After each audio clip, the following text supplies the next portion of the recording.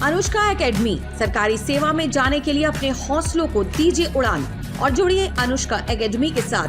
Hiranmagri sector 3 Udaipur. Contact number 8233223322।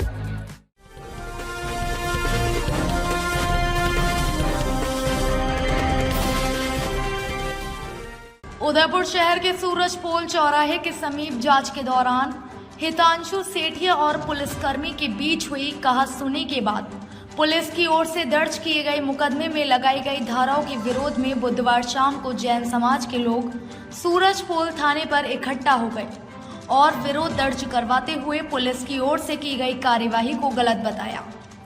Jain समाज के लोगों का कहना है कि हितांशु सेठिया अपने प्रिंटिंग प्रेस का काम निपटाकर पत्नी और 1 साल की बेटी के साथ घर आ रहे थे। उस दौरान निर्वाचन आयोग के द्वारा बनाई गई टीम की ओर से जांच की जा रही थी। जांच में हितांशु सेठिया ने पूरी तरह से सहयोग किया, लेकिन दोनों के बीच हुई कहासुनी के बाद पुलिसकर्मी की ओर से जो मुकदमा दर्ज करवाया गया, उसमें जो पुलिस की ओर से धाराएं लगाई गई वह न्याय उचित नहीं है। पुलिस ने धारा 307 के तहत मुकदमा दर्ज किया है।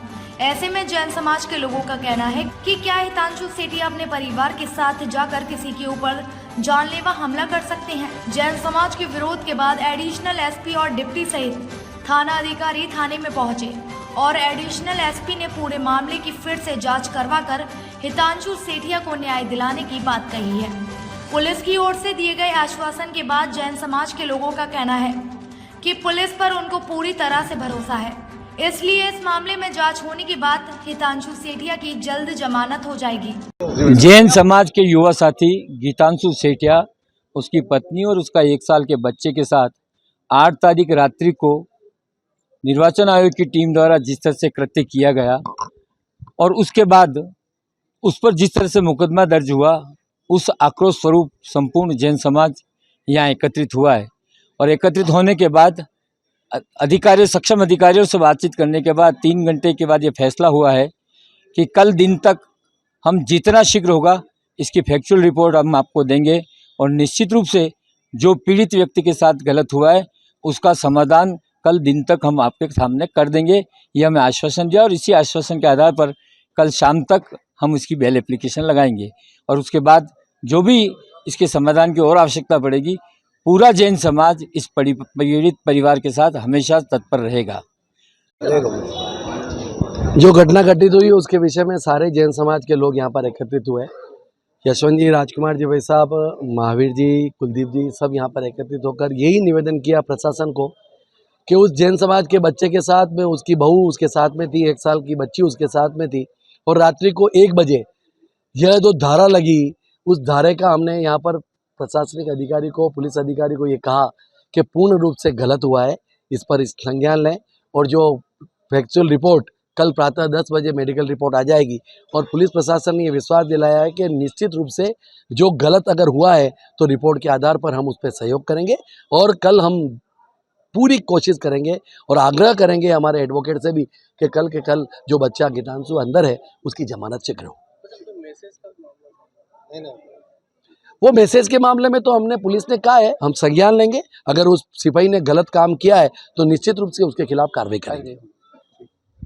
यशवंत जी से ले लो 1 सेकंड शुरू जी।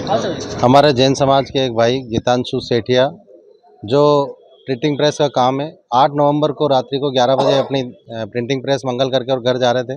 साथ में उनकी पत्नी थी, उनकी 1 साल की बच्ची थी।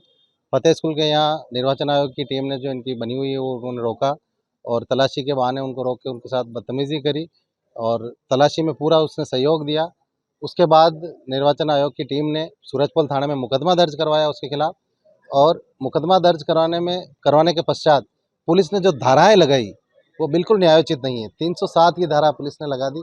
क्या वो उसका कोई इंटेंशन अपनी पत्नी और बच्ची के साथ वो किसी का मर्डर करने जा सकता है या कोई जानलेवा हमला कर सकता है? उसी के सिलसिले में आज पूरा जैन समाज यहाँ सूरजपोल थाने पे इकट्ठा हुआ।